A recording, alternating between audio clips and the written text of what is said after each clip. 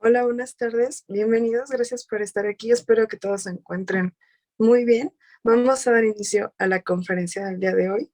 Por favor, vamos a revisar que nuestros micrófonos se mantengan apagados para evitar interrupciones a nuestro ponente. Y bueno, también les comento que alrededor de las 7 o un poquito antes les voy a compartir un enlace de asistencia. Es importante que ingresen y que llenen con sus datos para que puedan recibir su constancia. También les comento que como escriban su nombre, así es como se les va a entregar esa constancia, por favor. Si llegan a tener problemas de internet, no se preocupen, la grabación se les va a estar compartiendo por 15 días a partir del día en que se envíe por correo electrónico. También, si llegan a tener cualquier duda o comentario, pueden escribirlo en el chat y al final le vamos a dar lectura para que el doctor nos responda. Y ahora sí vamos a comenzar. Les voy a hablar un poquito sobre nuestro ponente. Él es el doctor Óscar Alberto Mendoza Martínez. Es médico veterinario zootecnista por parte de la Universidad Nacional Autónoma de México. Tiene un diplomado en epidemiología por la Facultad de Medicina Veterinaria y Zootecnia de la UNAM. Ha colaborado en la Dirección General de Inspección Fitosanitaria del SENASICA. Participó en la sección de Medicina Preventiva y Disciplinas de Apoyo del Departamento de Ciencias Pecuarias de la FES Cuautitlán. También prestó sus servicios como extensionista en la Secretaría de Desarrollo Agropecuario del Estado de México, SEDAGRO, hoy Secretaría de Campo. También el doctor es autor de más de una decena de artículos técnicos científicos sobre la industria farmacéutica veterinaria, de entre los cuales destacan regulación de medicamentos veterinarios, estabilidad de medicamentos, buenas prácticas de fabricación de medicamentos y falsificación de medicamentos veterinarios, entre otros. De igual forma, ha colaborado en empresas especializadas en el almacenamiento y distribución de medicamentos e insumos para la salud humana y animal. Además, se ha desempeñado como consultor independiente en regulación zoosanitaria y farmacovigilancia de productos veterinarios. Actualmente labora en el área de aseguramiento de calidad en una empresa transnacional del sector logístico y es miembro de la Asociación Mexicana de Epidemiología Veterinaria, AMEV, del Colegio Estatal de Médicos Veterinarios Zootecnistas del Estado de México. Eso es un poco de lo que ha hecho el doctor. Muchísimas gracias por estar con nosotros el día de hoy. Disfruten la plática y los dejo con nuestro ponente. Adelante, doctor, por favor. Hola, buenas tardes a todos, doctora Gabriela, doctor Ramón, muchísimas gracias como siempre por la invitación. Saben que me da muchísimo gusto acompañarlos y compartir con ustedes un poquito de lo que sé de estos temas, ¿no? Entonces, si les parece, comparto pantalla y comenzamos.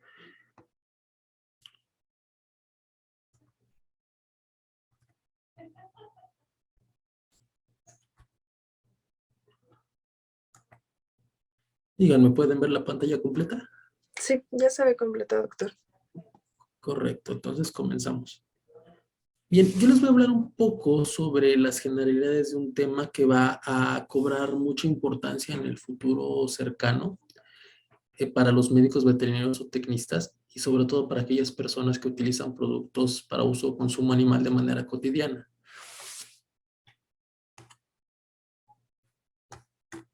Como les menciono, el objetivo básico de esta plática es que ustedes comprendan la importancia de esta disciplina, que comprendan los fundamentos básicos que nos van a poder apoyar en que podamos desempeñarnos o tener conocimientos en esta área. Y como vamos a ver más adelante, es muy importante que tengamos en mente que va a ser bajo un enfoque multi e interdisciplinario. ¿Vale? No pretendo que sea un tratado muy extenso, nada especializado, únicamente es como manera introductoria a estos temas, porque de cada tema podemos profundizar muchísimo. Entonces, a manera de introducción, vamos a definir qué es farmacovigilancia. Pero para eso nosotros tenemos que tener en consideración las etapas que siguen, las etapas que conforman el desarrollo de algún medicamento, el cual podemos clasificarlos en 5 grandes puntos. El primero de ellos es la etapa de investigación básica, la cual se caracteriza por el descubrimiento de una nueva molécula, un nuevo principio activo, un nuevo excipiente, una nueva combinación, o algunas nuevas formas farmacéuticas o algunas nuevas formas de manufactura del producto. Después sigue la investigación preclínica, en la cual se busca desarrollar lo que son los modelos farmacocinéticos y farmacodinámicos del medicamento en laboratorio. Posteriormente pasábamos a la etapa de investigación clínica, donde ya se prueba lo que se está investigando en sujetos de laboratorio, llámese humanos, animales. Posteriormente continuamos con la etapa de autorización de comercialización, es decir, aquí es donde se busca un registro o autorización por parte de la autoridad sanitaria o subsanitaria correspondiente.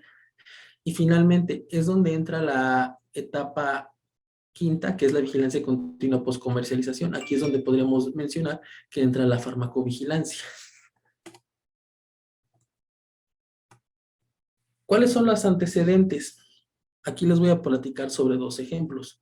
Uno es el muy sonado, que incluso ya me han dicho en otras ocasiones, que pues ya a veces es un poco engorroso estarlo escuchando en cada conferencia sobre farmacovigilancia, pero es inevitable eh, hablar del caso de la talidomida. Pero primero comencemos por el caso de un elixir de sulfanilamida que fue desarrollado en Estados Unidos en la década de 1930. La composición de este producto era producto de sulfanilamida, tenía dietilenglicol en una concentración del 72%, agua y saborizantes. ¿Qué fue lo que nos causó este producto? Pues la muerte de muchos pacientes, sobre todo niños, lo cual nos llevó a la actualización en Estados Unidos del acta de alimentos, medicamentos y cosméticos. Esto fue en el año 1938. Y ahora sí viene lo que les comentaba, lo de la talidomida. A finales de la década de los 50 e inicios de la década de los 60, en la Unión Europea se trabajó en el desarrollo de un producto que estaba diseñado para aliviar los síntomas provocados en los primeros 3 meses de gestación en las mujeres. ¿Qué pasó después?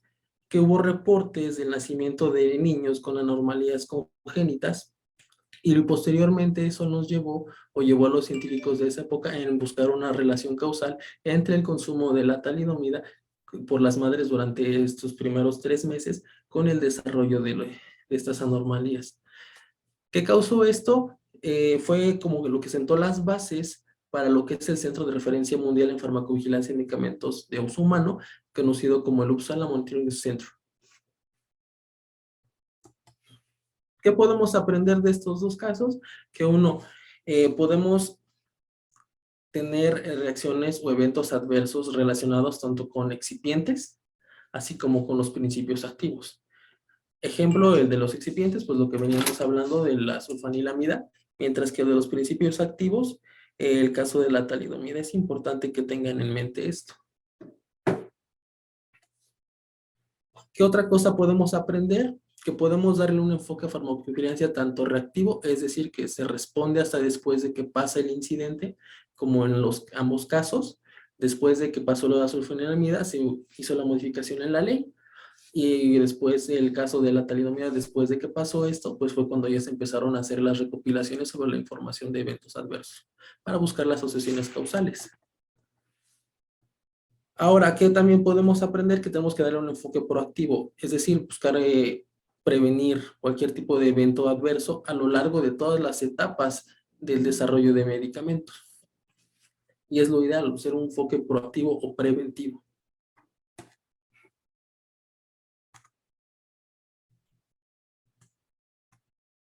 Ahora, vamos a hablar un poco sobre farmacovigilancia en medicina veterinaria. Si algo nos enseñó o nos ha enseñado la pandemia provocada por SARS-CoV-2, la pandemia de COVID-19, es que el enfoque One Health es más necesario que nunca. Que todas las políticas, todos los programas de salud pública tienen que estar diseñados con este enfoque. Y en el tema de farmacovigilancia no es excepción. Bueno, ahora les voy a presentar la definición como tal de farmacovigilancia en medicina veterinaria, de acuerdo a la Agencia Española de Medicamentos y Productos Sanitarios. Aquí, disculpen, no me gusta mucho leer definiciones de corrido, pero aquí considero que es pertinente hacerlo. Que nos dice que es la actividad de salud pública, sanidad animal y de protección ambiental para la identificación, cuantificación, evaluación, prevención y minimización de riesgos del uso de productos veterinarios, biológicos, farmacéuticos y alimenticios, una vez que se aprueba la comercialización. Aquí esta definición Y como les mencionaba, me gusta mucho presentarla porque nos está enseñando el enfoque One Health. No podemos dejar de atender una situación sin atender la otra. Ahora, ¿cuáles son los objetivos de la farmacovigilancia y medicina veterinaria? Vamos a dividirlo en 4 grandes ejes. El primero de ellos es garantizar el uso seguro de productos en los animales. El segundo es garantizar la inocuidad de los alimentos de origen animal a través de evitar que haya residuos de fármacos. También ver por la seguridad de las personas que las utilizan, es decir, los médicos que los prescriben y que los utilizan, los propietarios que los utilizan, también es importante eh, darles esa tranquilidad, esa seguridad de que los productos, si ocurre algún incidente, no va a haber algún problema. Por ejemplo, también ha habido reportes en algunos países de usuarios que vacunan aves, que por accidente, por la cantidad de aves que tienen que manipular, pues se llegan a pinchar los dedos, e incluso ha habido reportes de que pues algunos sí llegan en amputaciones. Entonces eso también hay que cuidarlo. Y pues evidentemente el último objetivo es también garantizar la seguridad del medio ambiente. Evaluar que los productos no contaminen la tierra y el agua. Ya vimos los objetivos, ahora hablemos un poco de los alcances de la farmacovigilancia en medicina veterinaria. Estos puntos, estos alcances, son tomados de los alcances de la farmacovigilancia en medicina humana, lo que los publica la OMS, y son 5. El primer alcance es detectar errores de medicación en especies animales. El segundo es identificar medicamentos o productos de calidad subestándar o falsificados. También identificar la falta de eficacia de los mismos productos. Esto es sumamente importante en cuestiones de antimicrobianos. Sabemos que la resistencia es una realidad, entonces también es un tema sumamente relacionado también con los errores de medicación. Otro alcance es el mal uso o abuso de los productos, en el caso de que ya está en muchos lugares en desuso, los promotores de crecimiento hechos a base de antibióticos. Y finalmente, otro alcance es detectar interacciones farmacológicas previamente desconocidas. Porque como mencionábamos, en el desarrollo de un medicamento, pues se hace normalmente en sujetos enfermos, pero no consideran si están tomando otros productos. Y entonces estos son los alcances que también tiene que contemplar la farmacovigilancia.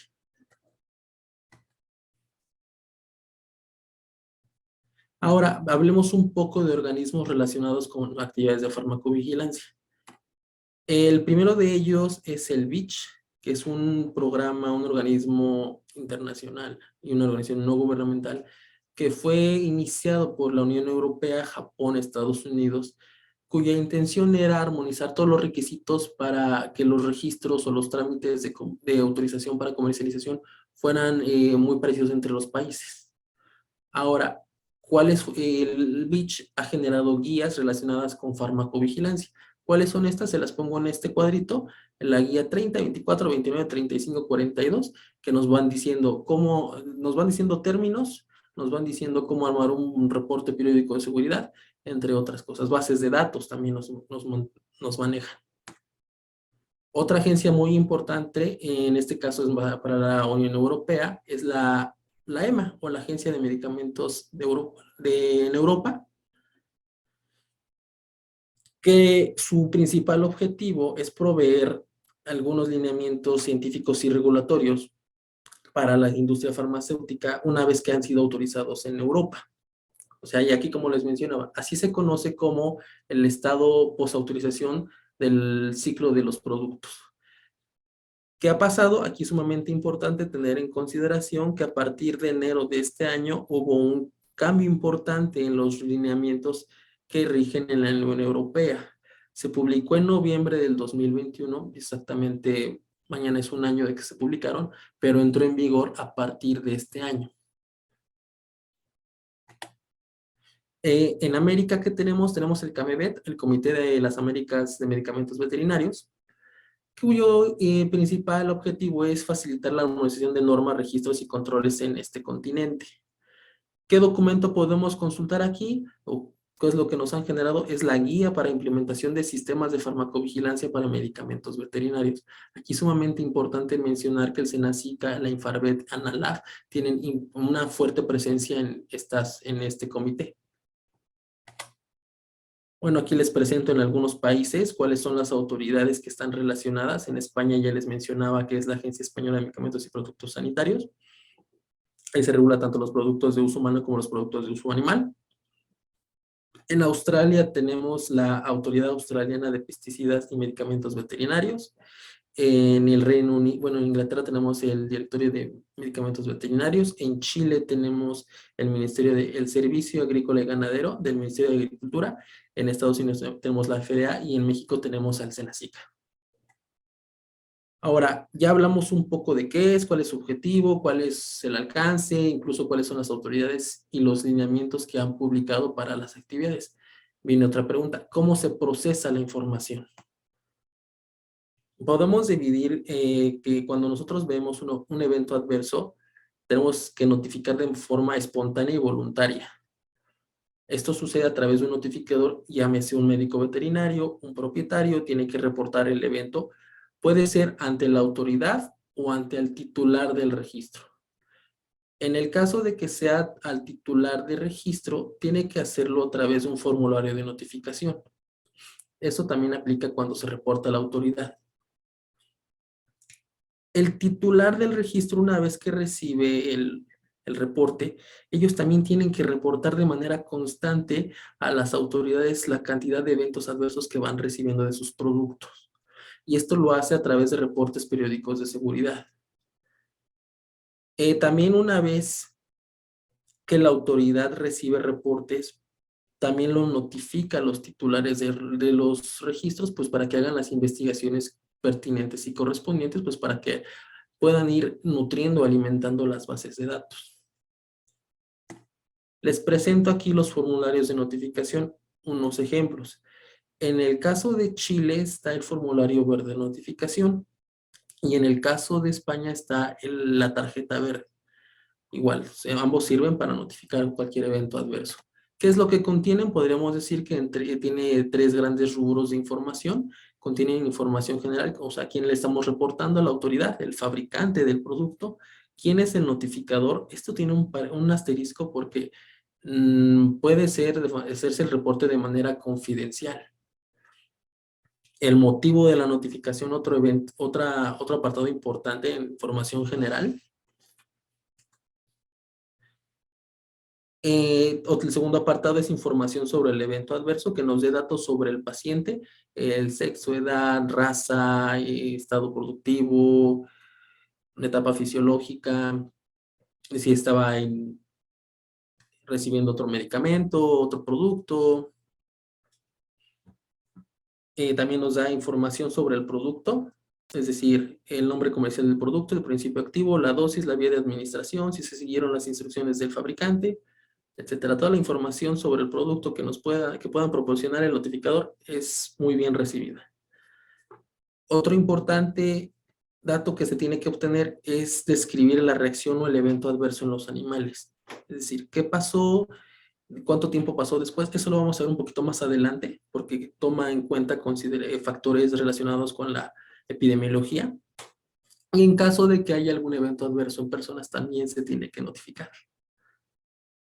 ¿Qué más tienen que incluir estos formularios? Reportes adicionales, si tienen el conocimiento de algún reporte sobre ese mismo producto, y documentos complementarios. Aquí puede ser resultados de laboratorio, necropsias, cultivos microbiológicos, todo lo que nos ayude a enriquecer el reporte es bienvenido. Recuerdan que les mencionaba que los titulares de los registros tienen que notificar a la autoridad. Bueno, ¿cómo lo hacen? Les mencionaba que era a través de reportes o informes periódicos de seguridad. Como les mencionaba, el BICH ha publicado las guías que nos pueden ayudar a hacer este tipo de reportes. Y en este caso de los reportes periódicos de seguridad, es de la guía 29. ¿Qué es lo más importante que nos tienen que estar establecidos en los reportes? La frecuencia, cada cuándo voy a hacer el reporte, los tiempos, en qué momento de que autorizo un nuevo producto lo voy a estar mandando, y el contenido, las cantidades vendidas, los eventos adversos recibidos de ese producto y cualquier información adicional, lo que les mencionaba de los formadores de notificación, aquí también se puede vaciar. También hay bases de datos. Hay bases de datos que pues tienen que ser alimentadas. En el caso de Estados Unidos hay un portal para los titulares, para los fabricantes, y en Europa tenemos el Ultravigilance, ¿vale? Esos también son bases de datos que estaban en desarrollo. Como pueden ver, estaba la versión 2 en sistema, estaba corriente, pero a través de este año se ha actualizado a la versión 3. Bueno, ahora vamos a ver cómo se procesa la información. Vamos a ver este diagrama de flujo de cómo se procesa la información en el caso de la autoridad australiana. ¿Qué pasa primero? Se recibe el reporte, se hace una evaluación del riesgo, de ver si es una evaluación de alto riesgo, mediano riesgo o bajo riesgo. Se investiga el evento, se hace búsqueda en literatura, se evalúa y se clasifica el evento adverso. Y se clasifica de acuerdo a si el producto está o es un probable causante del evento adverso. Como pueden ver aquí, puede estar clasificado como probable, probable uso fuera de etiqueta, posible, improbable o desconocido. Después de la evaluación del análisis de tendencias, se establecen acciones correctivas. ¿Cuáles pueden ser? Puede ser una modificación en las etiquetas, cambio en la formulación del medicamento, hacer la emisión de alertas, tanto para la industria, para los profesionales de la salud, incluso para los propietarios. Otra acción que se puede tomar es el recall o el retiro del mercado del producto o de un lote involucrado para vigilar el cumplimiento. Después de las acciones correctivas, pues se tendría que venir una retroalimentación a las personas que están reportando. Ahora, otra relación o un concepto muy importante que puede relacionarse con la farmacovigilancia es el de farmacoepidemiología. Y aquí es donde yo debo confesar que la primera vez que leí este término a mí me pareció un sinónimo de farmacovigilancia, pero ¿qué creen? No lo es, y les voy a explicar por qué. La definición de esta disciplina es que es la que se encarga del estudio del uso y los efectos de medicamentos sobre las poblaciones a través de la adopción de elementos empleados en epidemiología y farmacología clínica. Se usa herramientas de la epidemiología para evaluar los efectos en las poblaciones. Y esto se clasifica en dos. Cuando se evalúa el uso, podemos determinar los patrones de utilización de los medicamentos. Y si nosotros enfocamos la farmacoepidemiología o los estudios farmacoepidemiológicos a evaluar los efectos, ahí nos estamos enfocando en la evaluación de seguridad y eficacia de los mismos. ¿Cómo se puede aplicar la farmacoepidemiología para la determinación de eventos adversos en una determinada población? Para evaluar los patrones de consumo de algún determinado medicamento, es decir, nos pueden explicar, nos pueden ayudar a entender por qué en ciertas regiones se usan determinados antibióticos, por ejemplo. ¿Por qué en una región, no sé, voy a hablar al aire? ¿Por qué en una colonia popular de la Ciudad de México los médicos veterinarios utilizan más enrofloxacina que otro antibiótico? Eso nos puede ayudar la farmacoepidemiología. Y también nos pueden decir las implicaciones económicas, o sea, ¿por qué están utilizando más? Porque es más barato, porque es disponibilidad. Entonces, para eso también nos sirve la farmacoepidemiología, perdón. Y si se dieron cuenta, en la diapositiva anterior se me escapó una palabrita, que es farmacoeconomía. La farmacoeconomía, esa es un poquito más alejado de esto, ya está más relacionada con la determinación de las implicaciones económicas del uso de los medicamentos. Está farmacovigilancia y farmacoepidemiología. Como pueden ver, son disciplinas que están ampliamente relacionadas. Entonces, no hay que perder de vista ni una ni la otra. ¿Cómo les puedo dar algunos ejemplos de farmacoepidemiología en medicina veterinaria? Bueno, un ejemplo muy claro es las tendencias en el uso de antimicrobianos. Aquí les pongo un ejemplo del sistema danés para la vigilancia del uso de fármacos en los animales de producción. un estudio muy importante que se hizo, me parece que fue en Holanda, para el tema de las proyecciones del consumo de antibióticos para el año 2030, y sumamente importante. Algo que igual no me gustaría que se les olvidara, que el consumo de medicamentos puede considerarse como un indicador de la salud de las poblaciones. Es decir, si nosotros usamos muchos antibióticos es pues porque nuestros programas de medicina preventiva no están surtiendo el efecto que nosotros deseamos. ¿Cuáles son los desafíos de la farmacovigilancia en medicina veterinaria? Pues son muchos. Uno de ellos es buscar la participación y colaboración de diferentes actores, los cuales son la industria farmacéutica veterinaria, la autoridad o autoridades regulatorias involucradas, todos los profesionales de la salud animal, porque es igual algo que yo suelo decir mucho, muchos médicos veterinarios, si no es que la mayoría que se dedican a la práctica clínica, incluso zootécnica, usan medicamentos todos los días, pero ¿cuántos realmente sabemos lo que hay detrás? Toda es la cadena de suministro y es sumamente importante involucrarlos en esto. Igual involucrarlos en que notifiquen, al igual que los propietarios. Y sumamente importante, pues la academia ya también tiene que empezar a trabajar en la formación de profesionales enfocados en esta área. Otro reto muy importante es la logística y la cadena de suministros. ¿Por qué? Porque como les mencionaba, todos los médicos veterinarios usan medicamentos todos los días, medicamentos de diferentes laboratorios transnacionales que, si se han fijado en las etiquetas, algunos son de otros países. Yo he visto países de España, de Estados Unidos, de Brasil, de Nueva Zelanda, de Australia.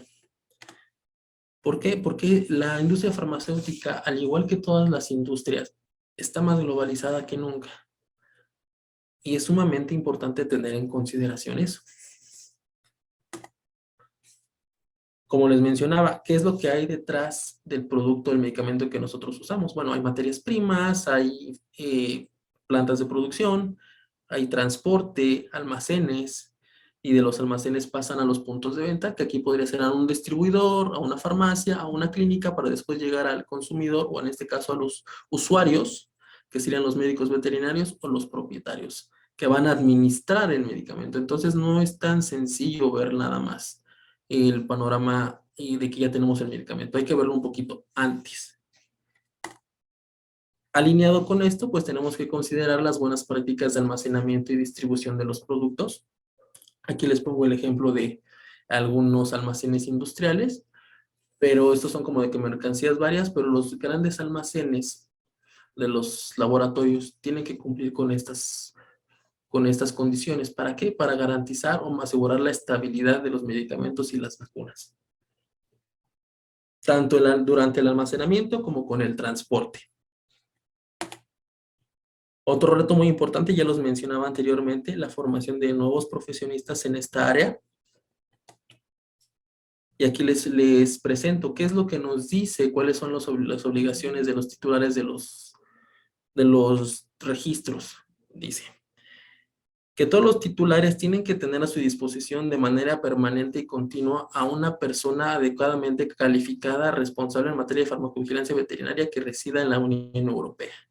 Esta definición es del Real Decreto de la Autoridad Española. Esa es la referencia. Ahora les presento el de Chile, que nos dice que cada empresa tiene que implementar y mantener un sistema de farmacovigilancia veterinaria y contar con un profesional responsable para recibir, registrar y evaluar las sospechas de eventos adversos. Muy bien, está muy bien que dice que tienes que tener un responsable, pero no dice qué es lo que tiene que saber.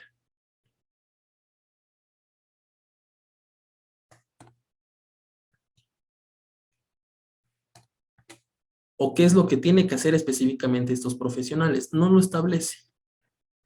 Solo dice, tienes que tener uno y punto. Pero ¿cuáles son sus actividades de estos profesionistas? Establecer, mantener y evaluar el sistema de farmacovigilancia, preparar los reportes a la autoridad, así como su colaboración con la autoridad en caso de que sea necesario una medida correctiva, así como proporcionar información para la evaluación de los beneficios y los riesgos de los productos. Todo esto es para apoyar en la evaluación de las asociaciones causales. Y ojo aquí, pongan atención en ese término, asociaciones causales, pues es algo que se emplea mucho en epidemiología. ¿Qué otras cosas, además de las cuestiones que les he mencionado, para desarrollar sus actividades, necesitan los profesionales? Son conocimientos y habilidades técnicas y las llamadas soft skills o habilidades blandas. Les voy a explicar por qué. En cuestiones técnicas es importante que sepan de epidemiología o que tengan nociones de epidemiología para poder utilizar las herramientas para la evaluación de la asociación causal. También básico que tengan conocimientos de farmacología, temas de legislación en el desarrollo, comercialización de productos veterinarios, también conocimientos en estadística, manejo de bases de datos y pues también de prevención de enfermedades en animales. Ahora pasamos al tema de habilidades blandas. ¿Qué es lo que tienen que saber? La gestión de proyectos, cuestiones de liderazgo, planificación estratégica, comunicación oral y escrita. Todo esto lo tienen que hacer hacia el interior de las empresas y hacia el exterior. Al interior de las empresas, ¿por qué? Porque tienen que estar en comunicación con departamentos de investigación y desarrollo, con aseguramiento de calidad, con marketing, con ventas, con logística, incluso con recursos humanos. Pero hacia el exterior también tienen que tener la capacidad de colaborar con la autoridad, como mencionaba anteriormente, con, con las universidades, con las asociaciones de productores, que pues son sus principales clientes. Ahora hablemos de la evaluación de las asociaciones causales, sumamente importante. Vamos a retomar lo que nos enseñan en epidemiología. Sir Austin Bradford Hill, no sé si recuerdan los principios, pero si no, ahorita los vamos a ver poco a poco, que nos son muy útiles para evaluar las asociaciones causales de eventos adversos.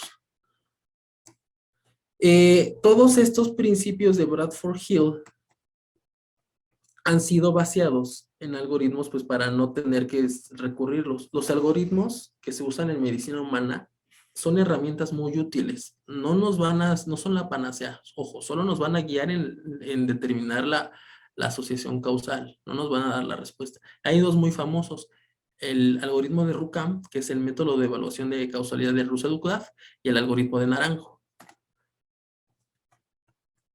En el caso de los dos podemos ver que son parecidos. Pueden ver que tienen un tiempo de inicio de la reacción, el curso de la reacción, factores de riesgo, el uso de medicamentos concomitantes, causas no relacionadas con fármacos, también información relacionada con fármacos, si se respondió al redesafío. Eso es en el caso de RUCAM. Mientras que en el algoritmo de Naranjo usamos 10 criterios, en el cuales se puntúan con una escala de 0, 1 y más 2. Y de acuerdo a la puntuación es cuando sacamos la causalidad del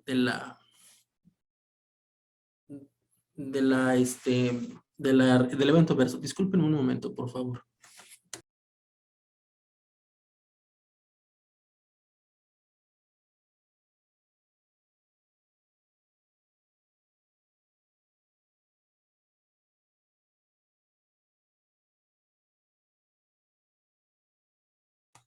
Discúlpenme. Entonces, en medicina humana se emplean estos dos algoritmos. ¿Qué pasa? Que en medicina veterinaria, además de todo esto, tenemos que considerar otros factores, como mencionaba, como propios de los animales, incluso de los medicamentos. En caso de los animales, considerar el sexo, la raza, la edad, la especie, la etapa fisiológica, la función técnica y las comorbilidades de los que presenten en ese momento.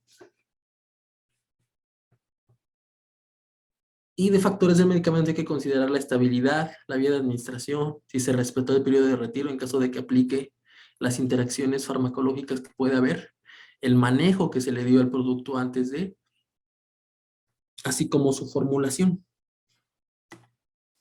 Y ahora, esto lo ligo a que en medicina veterinaria hay un algoritmo, queremos llamarlo así, o un sistema conocido como ABON, o el sistema ABON, que ha estado en uso desde hace tiempo, pero más adelante les voy a comentar de una modificación que se está evaluando en la Unión Europea. Bueno, el sistema ABON lo está clasificado en 4 letras. La primera clasificación es la letra A, que es como probable.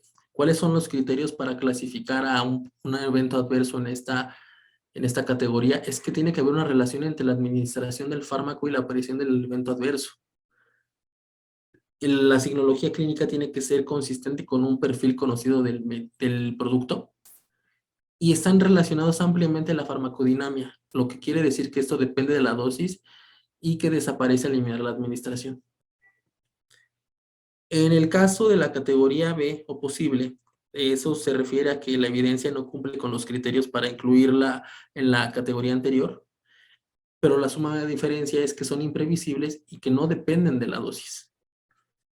En el caso de que no se pueda clasificar o que sea categoría O, es que no se puede establecer una asociación causal entre el evento porque la información disponible es insuficiente. Desafortunadamente, los estudios que han utilizado este esquema para clasificar los eventos adversos, la mayoría quedan en la categoría O porque no tienen información. Por eso es sumamente importante enriquecer los reportes. Y finalmente, la categoría N es donde es improbable que el medicamento esté relacionado. Aquí les presento el ejemplo de un estudio que se hizo en Francia, en un hospital de enseñanza, sobre todo en el área de dermatología, donde quisieron evaluar los eventos adversos utilizando este esquema. Bueno, como base tomaron todos los reportes que se recibió en la autoridad francesa en el año 2012, donde pueden ver ahí las categorías, cómo fueron clasificados los eventos en Francia en el año 2012. Ahora, ¿qué pasó en el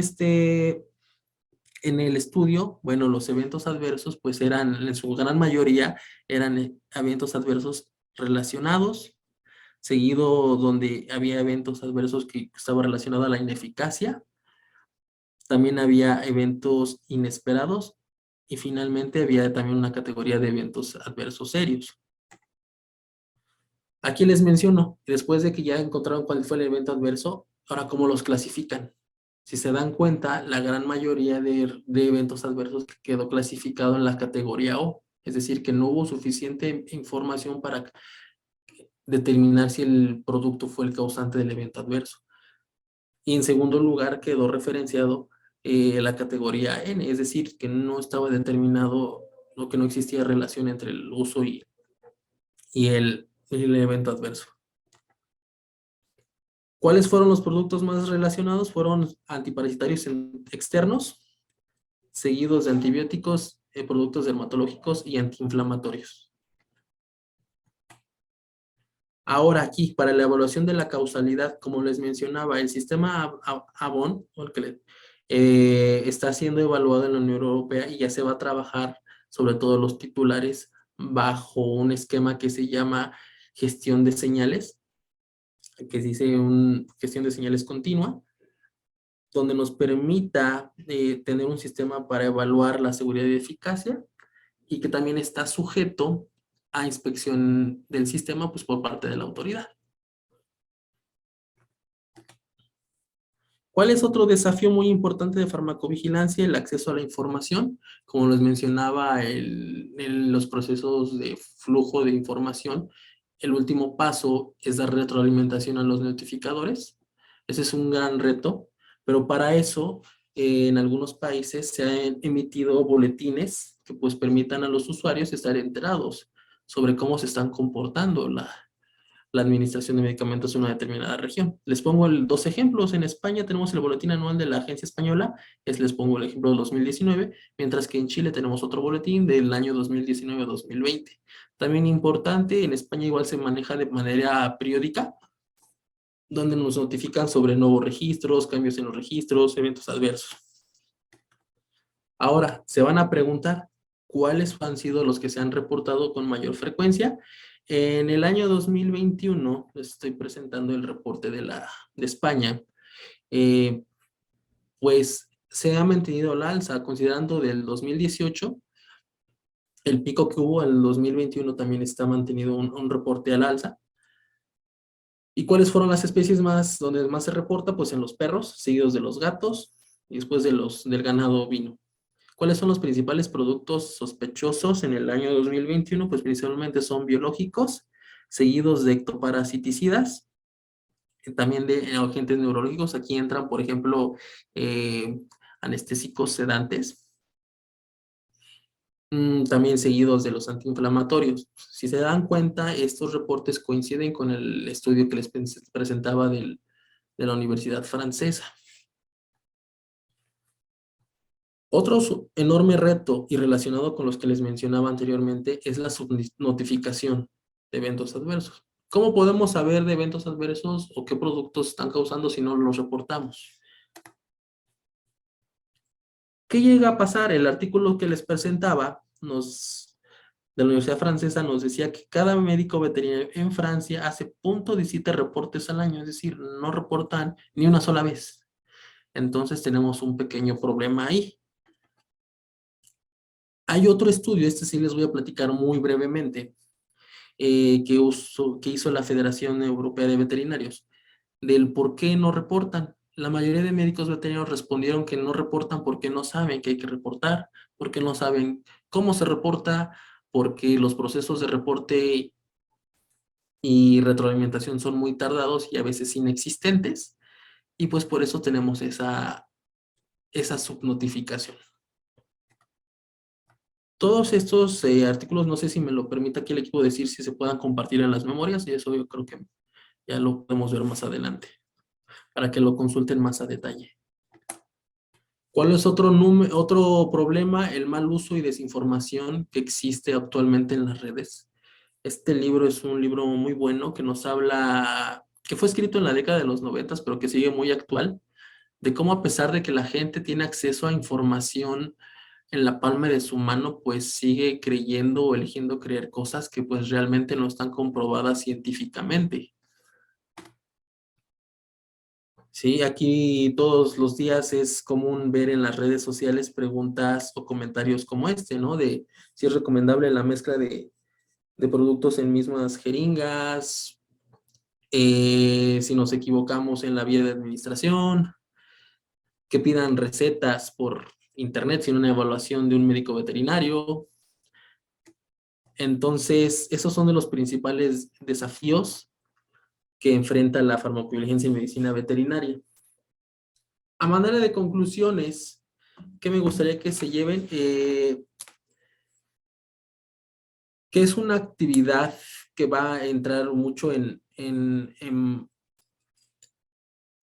va a poner de moda, por decirlo de alguna forma más coloquial,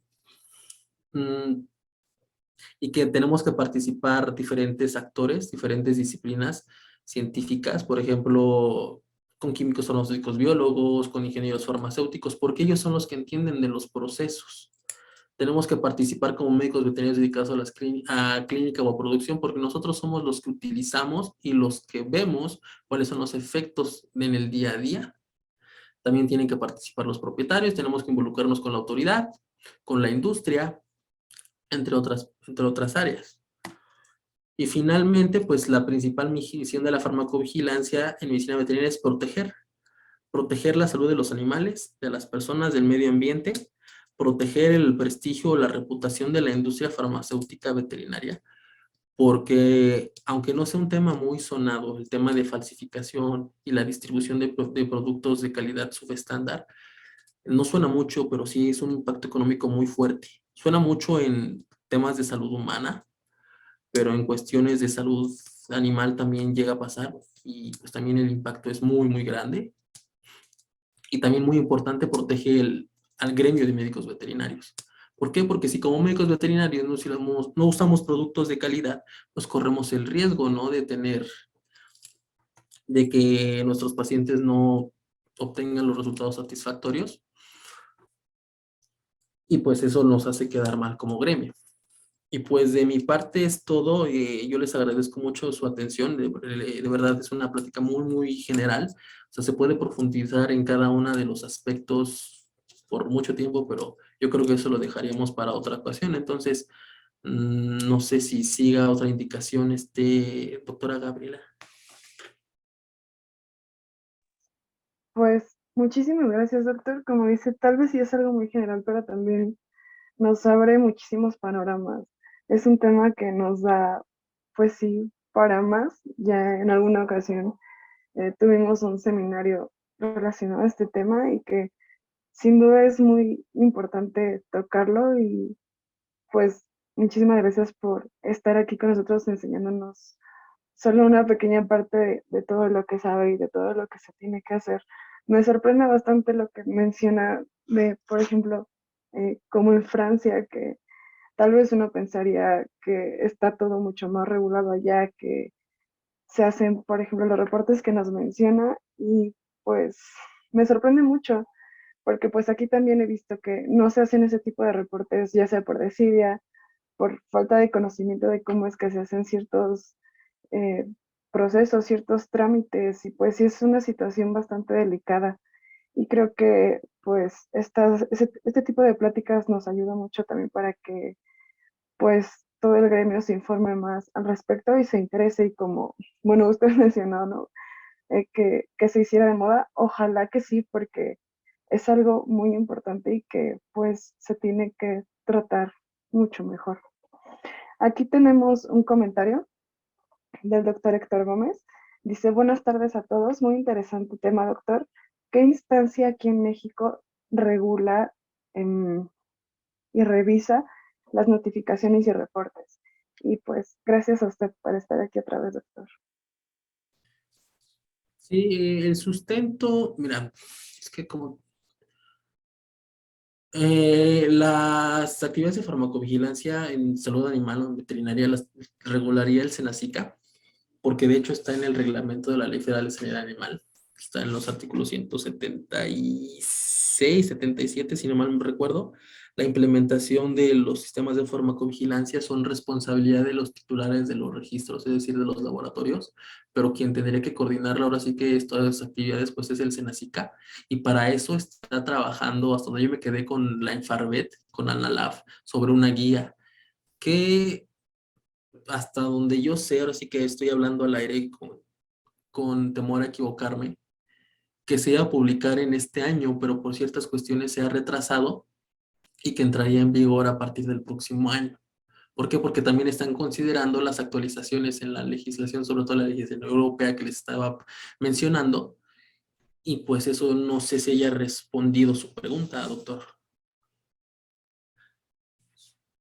Ahora yo, para hacerles como que el comentario, pues sí en su momento llegué a recibir algunos reportes, sobre todo de ineficacia de algunos biológicos, también se reportan. Y eso yo lo reporté a través por escritos libres, ¿vale? Con escritos libres al Senacica para que, como les mencionaba, el Senacica pues lo vea directamente con los titulares de los laboratorios, perdón, los laboratorios titulares de registros. Gracias, doctor. Em, Dice, cuando mencionó al inicio los alcances en falsificación de medicamentos, aquí entra Camevet y o quiénes serían los primeros en tomar el caso.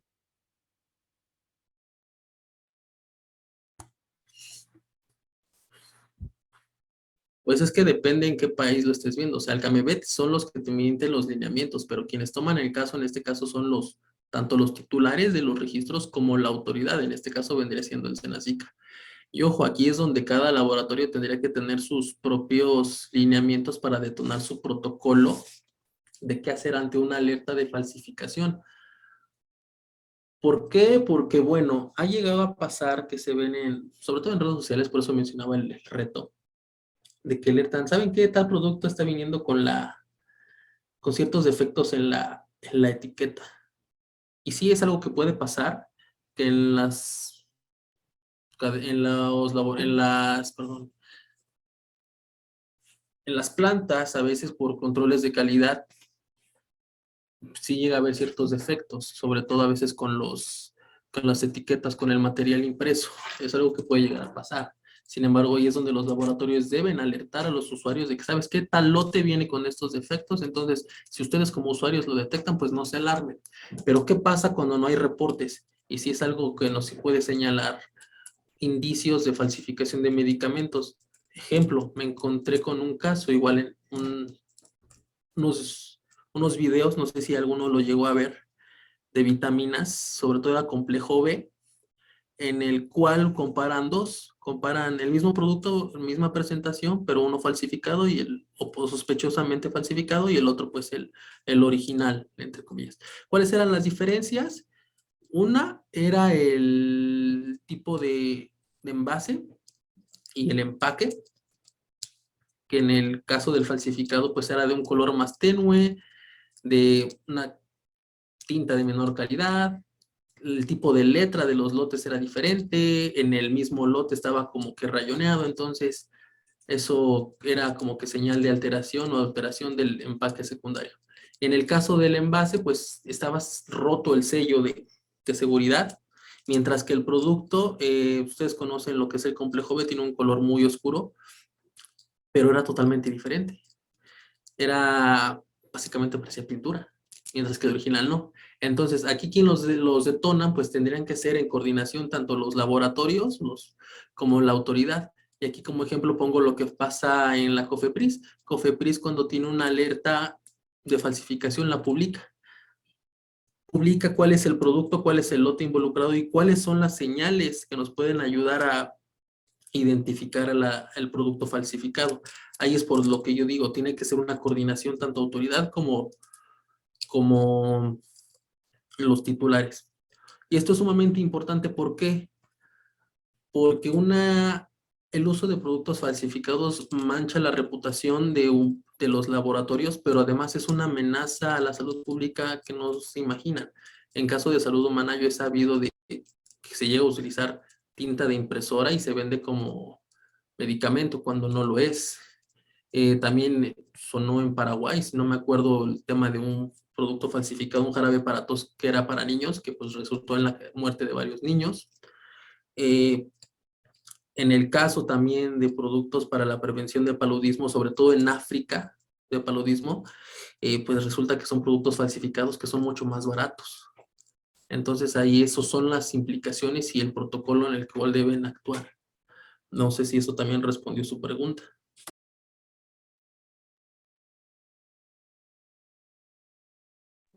Dice que quedó claro y que tenía dudas por unas publicaciones que había visto de algunos colegas. Entonces, al parecer sí quedó claro, doctor. Muchas gracias. Pues bueno, si no hay por ahí alguna duda, también pueden llegar a activar su micrófono, no hay ningún problema. Y pues mientras voy a hacer la entrega de su constancia, doctor. Muchísimas gracias, se le estaremos haciendo llegar, pues en agradecimiento del equipo decir que siempre está ahí para apoyarnos y pues es un gusto que colabore de nuevo con nosotros. Gracias a ustedes y sobre todo gracias a los asistentes, ¿no? Al final de cuentas esto es para ellos y pues esperamos haber sido de utilidad.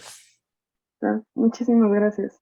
Y pues igual les comento, recuerden, la constancia se les estará haciendo llegar en un plazo de 7 días hábiles.